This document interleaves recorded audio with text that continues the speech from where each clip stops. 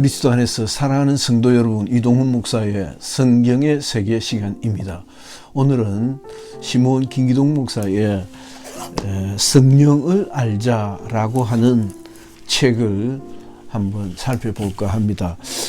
지금 시작하면 아마 내년 1월 한 달, 2월 달까지는 계속 해야 되지 않을까 하는 구상을 가지고 있습니다. 먼저 제가 성령을 알자라고 하는 책을 처음 대했을 때의 그 충격을 전하지 않을 수 없습니다. 그 충격, 그 책을 들고 늘상 들고 다녔어요. 그래서 버스 안에서도 그 책을 보았던 기억이 나고,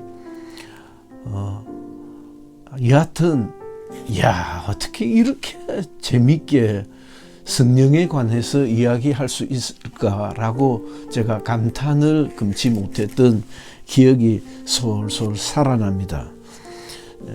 한번 여러분들과 같이 제가 감동받았던 것, 제가 깨달았던 것, 또 그로 인해서 도전받았던 많은 내용들을 함께 공유를 해볼까 합니다.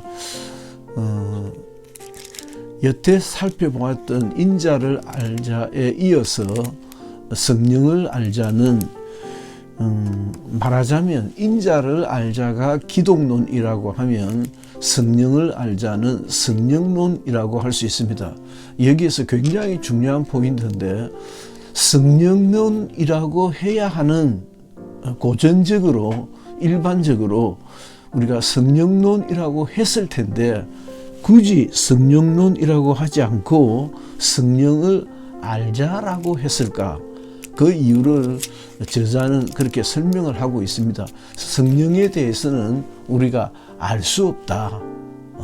성령에 대해서 제대로 알 수 없고, 성령이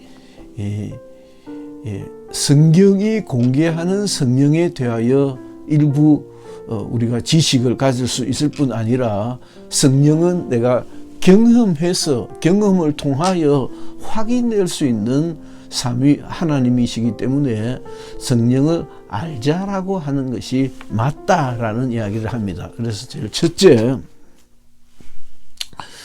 이 성령을 알자는 성령론, 소위 말하는 성령론에 대한 시몬 나름의 논리가 깔려 있습니다. 당연하죠.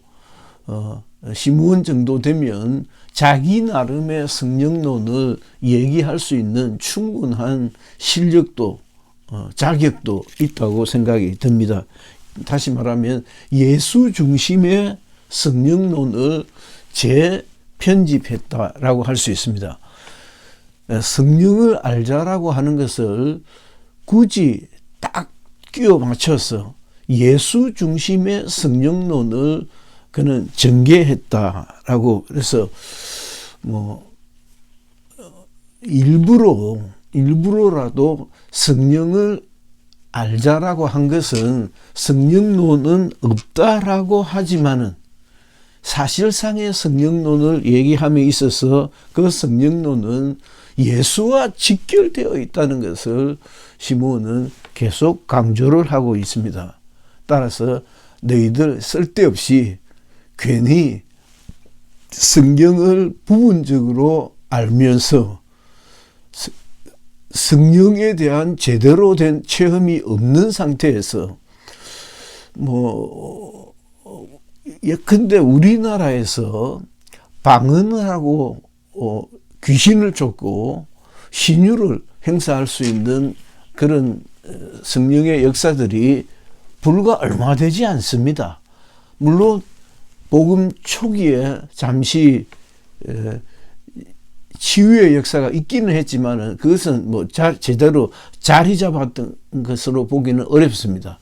따라서 성령에 대한 제대로 정리된 지식이 없는 상태에서 성령을 알자라고 하는 것은 괜히 말장난하지 마라 라고 하는 입장이 강력히 딸려 있습니다. 왜냐하면 당신은 성령을 그것도 예수 처음 믿은 바로 그 무렵에, 예수 처음 바로 믿은 그 무렵에 그때 어느 작은 교회에서 하는 집회에 참석해서 역시 성령에 대해서 제대로 알지도 못한 상태에서 그는 집회에서 기도했고, 기도하는 그 모습을 보고 부흥 강사가 저게 저 청년이 하고 있는 것이 방언이라고, 그런 식으로 성령을 알았으니까 그게 방언이구나. 그래서 내 턱이 날아가도 좋으니까 제가 방언을 열심히 하겠습니다라고 그렇게 턱이 날아가도록 밤새도록 방언을 했다는 거 아닙니까? 참 재미나는 이야기죠. 그래서 처음 제가 이 책을 읽었을 때, 참 그 신선한 도전, 고신교단이라는 교단에 속해 있던 저로서는, 난 성령에 대해서 전혀 제대로 알고 있지 못했구나 라고 제가 제 자신을 발견하게 되었고, 성령을 사모하게 되었던 그 과정이 생각이 납니다. 두 번째는 철저히 성령을 알자는 성경의 진술에 의존해 있는, 성경의 진술에 의존해 있는 수법을 씁니다. 그래서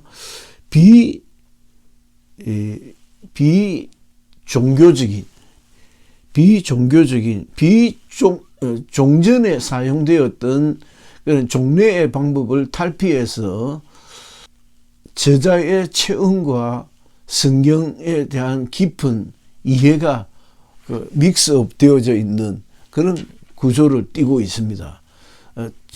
절절히 느낄 수 있는 책이라 할 수 있겠습니다. 그래서 성경의 진술과 저자의 성령의 체험이 어우러져서 한 권의 작은 성령론이 탄생하게 되었다라고 하면 되겠습니다. 세 번째는 이 성령을 알자는 다른 책들도 주로 그렇습니다만 자기 마음대로 쓰시니까요.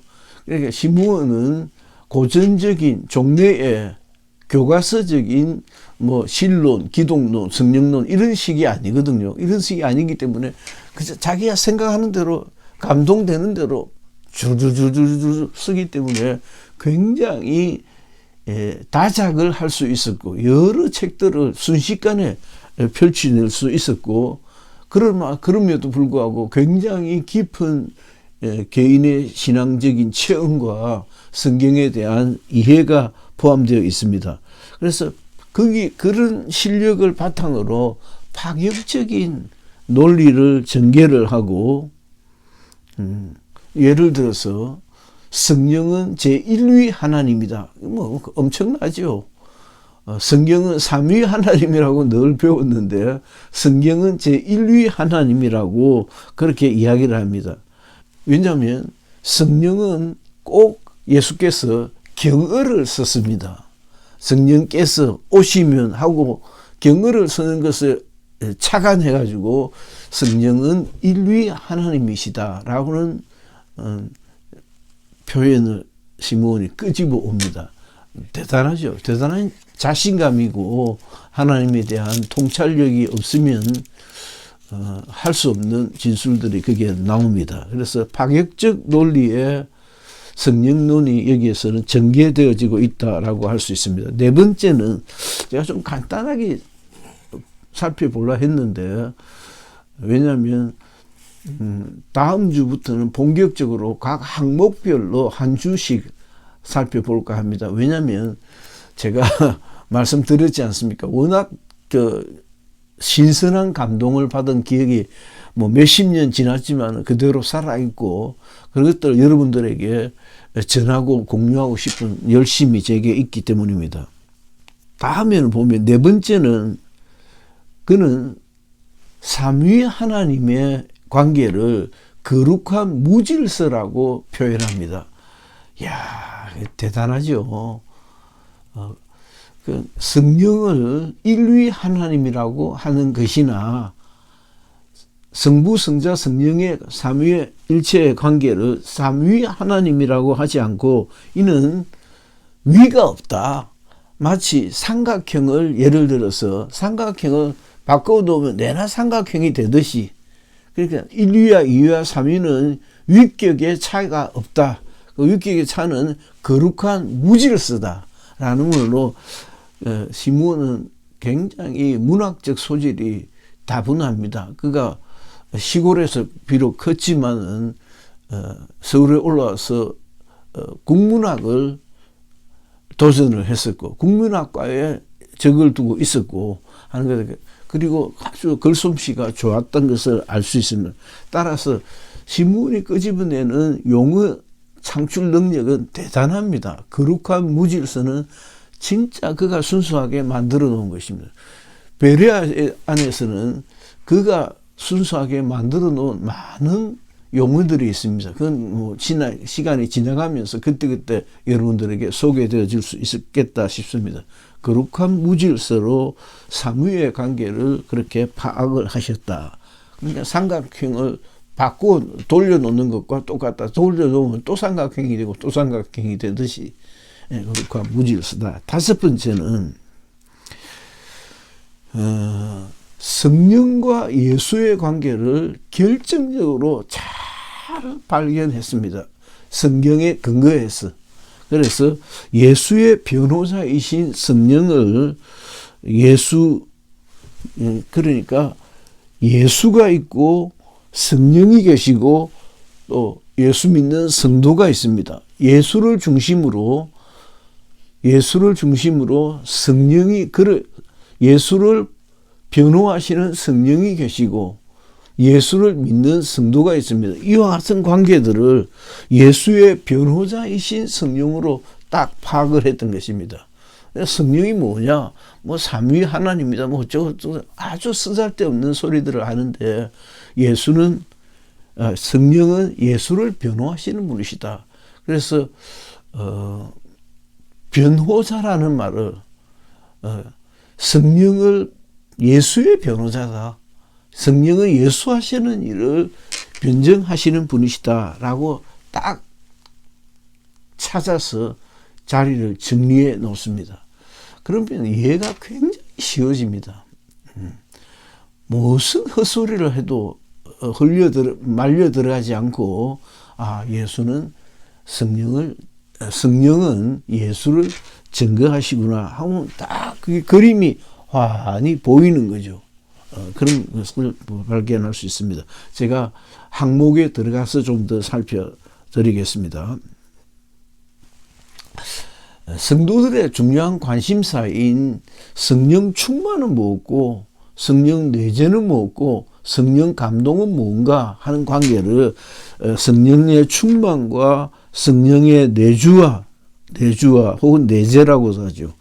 성령의 감동의 관계를 그래서 구약시대는 무엇이었고 신약시대는 어떻고 하는 관계 근본적 의문에 대한 답을 이 작은 책에서 아주 명쾌하게 밝혀주고 있습니다. 대단하다고 할 수밖에 없죠.